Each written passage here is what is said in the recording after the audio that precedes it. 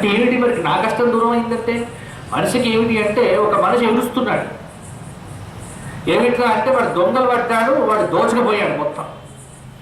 వాడి ఏడుపును వాడు ఎంతమంది చెప్పినా వాడు ఏడుపు ఆపట్లే.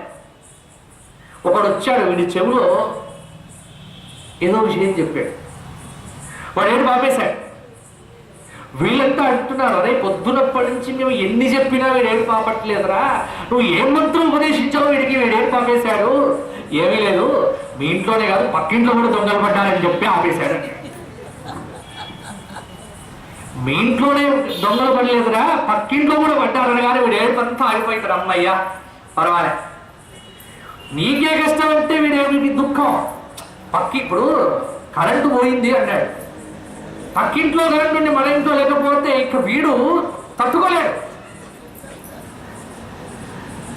మంచినీళ్ళ కుళాయి పక్కింట్లో వస్తున్నది, మన ఇంట్లో సన్నడి ధార వస్తున్నది అంటే ఈవిడ మొగన్ని చెబుతూ ఉంటుంది, ఏమండి అక్కడ దొడ్డుగా వస్తుంది, ఇక్కడ సన్నగా వస్తుంది, వెళ్ళండి. ఏది మనకు కంపారిజన్ ఎక్కువ, పోలిక చూసుకోవడం ఎక్కువ. రాముడు పడినటువంటి కష్టాలు వినగానే ధర్మరాజు తన కష్టం కాదన్నాడండి. ఎందుకంటే ఓహో రాముడు పడినటువంటి కష్టం ముందు నాదొక లెక్కన.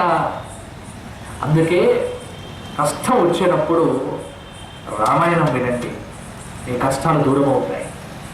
ఇవాళ రాముడు పడిన కష్టం అంత కష్టం మన కష్టం కాదు. నలుడి యొక్క చరిత్ర చెప్తాడు, అక్కడే నలమహారాజు యొక్క చరిత్ర చెప్తాడు. నలుడి పడ్డటువంటి కష్టాల ముందు మన కష్టం ఒక లెక్క కాదు. కాబట్టి మనకు చాలా సింపుల్, మనందరివి చాలా సుఖమయమైన జీవితాలు. బట్ మనం ఏం చేస్తున్నామంటే కాంప్లికేటెడ్ చేసుకుంటున్నాం, అంతా మనం గందరగోళం చేసుకుంటున్నాం. అక్కడ లేదు, హాయిగా రమణ మహర్షి దగ్గరికి ఒక ఆయన 5,000 కిలోమీటర్లు ప్రయాణం చేసి వచ్చాడు. ప్రయాణం చేసి వచ్చి ఆయన విశ్వాసం ఏమిటి అంటే, రమణ మహర్షి దగ్గర ఏదైనా ఉపదేశం పొందాలి. ఈయన అడుగుతున్నాడు, ప్రతిరోజు ఏదైనా చెప్తాడా? ఆయన ఏమి చెప్పట్లే మహర్షి. ఒకరోజు రమణ మహర్షి అక్కడ కూర్చున్నప్పుడు, స్వామి మనశ్శాంతికి ఉపాయం చెప్పండి అన్నాడు. ఊరికే ఉండవయ్యా అన్నాడు. ఊరికే ఉండవయ్యా ఊరికే ఉండవయ్యా అనేసరికి వీడు అనుకున్నాడు, అబ్బా రమణ మహర్షి ఎంతో గొప్పవాడు అనుకున్నాం, ఇంత చికాకు పడతాడేమిటి నా మీద, ఇంత చికాకు పడటం ఏమిటి అని చాలా బాధపడుతున్నాడు. తెల్లవారింది, అతను బస్సు ఎక్కి వెళ్ళిపోతూ మహర్షి దగ్గరికి వస్తే ఏదో ఉపదేశం చేస్తాడు అనుకున్నాను, కానీ ఏమీ చెప్పలేదండి. పక్కన ఉన్న శిష్యుడు చెప్పి, నీకు చెప్పాడు కదా అయ్యా ఉపదేశం. ఏం ఉపదేశం అయ్యా? ఊరికే ఉండండి అని. ఊరికే ఉండండి అంటే నేను సైలెంట్గా ఉండబడ కాదయ్యా, మనశ్శాంతిగా ఉండాలి అంటే అందుకే ఊరికే ఉన్నంత ఉత్తమం లేదు, గోడుకు ఉన్నంత సుఖం లేదు అన్నాడు తెలుగులో ఒకడు వచ్చి. ఎప్పుడు సామెత చెప్తూ ఉంటారు. ఊరికే ఉండడం అంటే ఏమిటి? హాయిగా ఉండటం. లేనివన్నీ తెచ్చి నెత్తి మీద పెట్టుకొని సమస్యలన్నీ తెచ్చుకి అవసరం లే. హాయిగా ఆనందంగా ఉదయం నిద్ర లేచినప్పటి నుండి సంతృప్తిగా భగవంతుడు మనకి ఏం తక్కువ చేయలేదు, అన్నీ ఆనందంగానే ఇచ్చాడు. మనం ఏంటంటే ఏదో తక్కువ చేశాడు, ఏదో తగ్గించాడు అని పోలికలు పోల్చుకుంటూ, వారికి ఇది ఉంది మాకు ఇది లేదు, అది ఉంది ఇది లేదు, ఈ ఈ లెక్కలు ఈ వ్యవహారంలో ఎంత వీడు అశాంతికి గురవుతున్నాడు. కానీ అక్కడలే,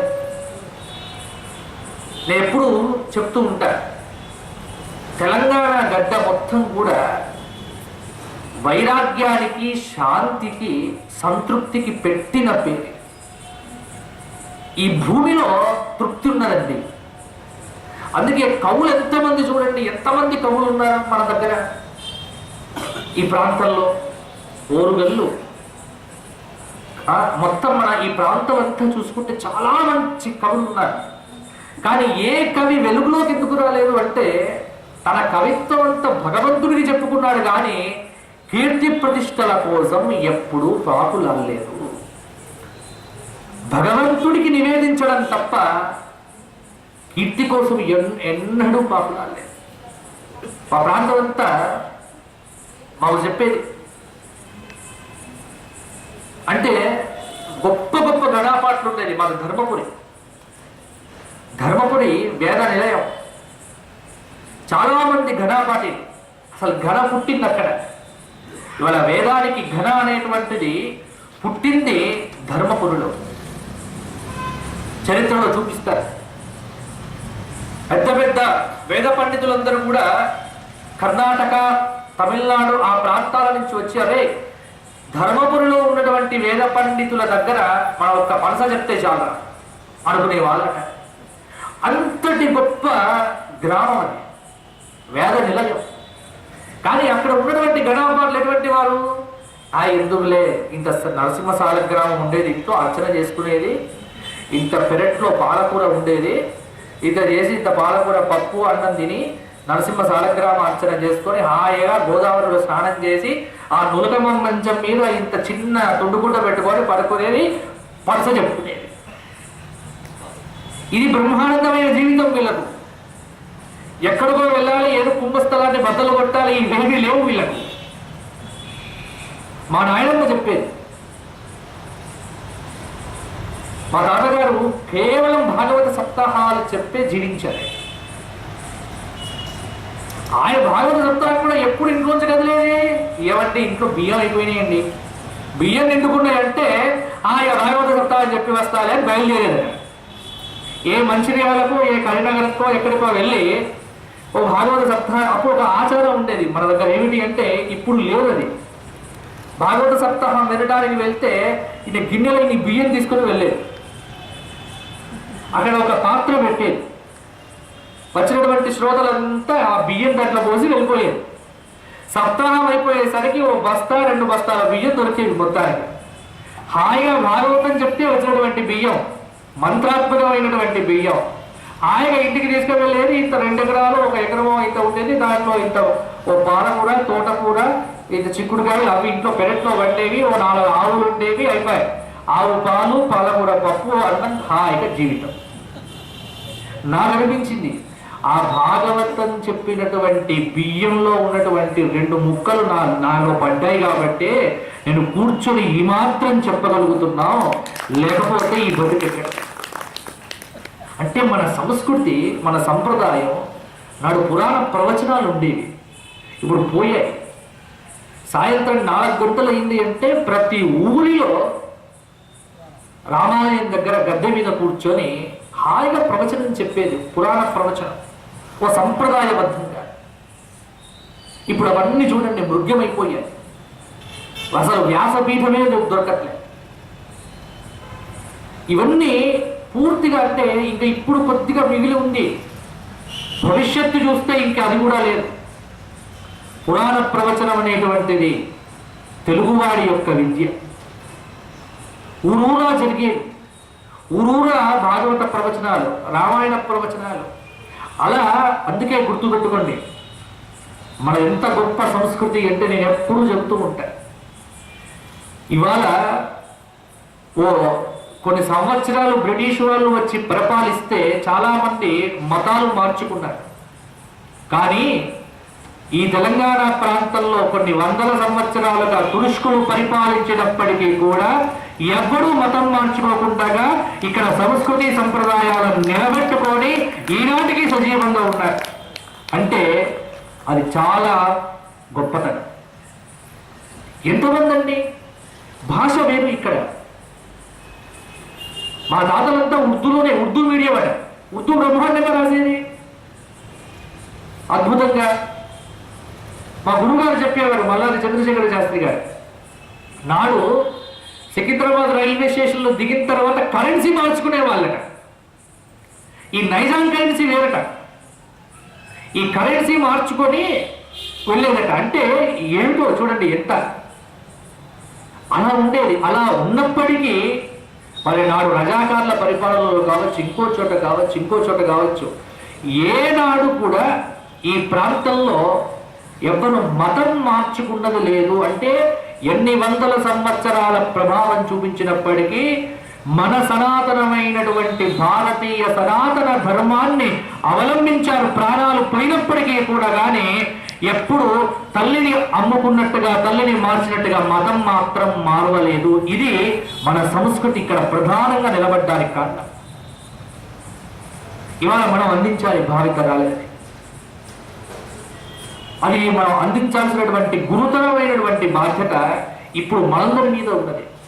మనం ఎవరం మారం ఇప్పుడు, మీరు మారాలి ఇప్పుడు.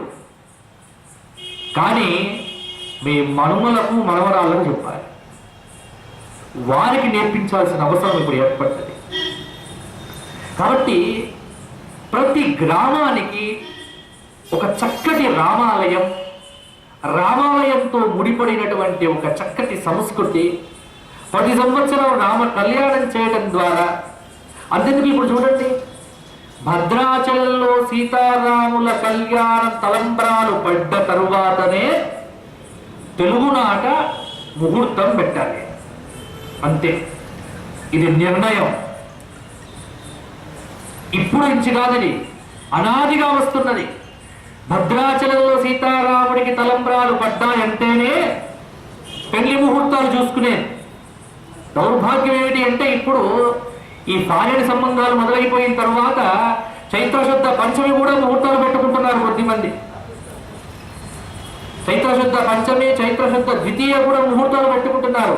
కానీ మన తెలుగునాట లేవండి. ముహూర్తాలు ఉన్నప్పటికీ, పంచాంగాలు ముహూర్తాలు రాసినప్పటికీ ఇప్పుడు ఏమిటి పంచాంగం అంటే మన దురదృష్టం. ఒక పంచాంగం చూసే నేను వాడు పైన హెడ్డింగ్ పెట్టాడు, ఏమిటి 1800 ముహూర్తాలతో విడుదలైన ఏకైక పంచాంగం. ఉన్నవే 365 రోజులు కర్మగాలి, దాంట్లో 1800 ముహూర్తాలు ఎక్కడివి చెప్పండి? ఏమిటి పైత్యం? ఏమిటి ఇది? ఎక్కడికి వెళ్తున్నాం మనం? ఎంత మొత్తం వ్యాపారం చేసి అమ్మేసుకుంటున్నాం మన సంస్కృతిని.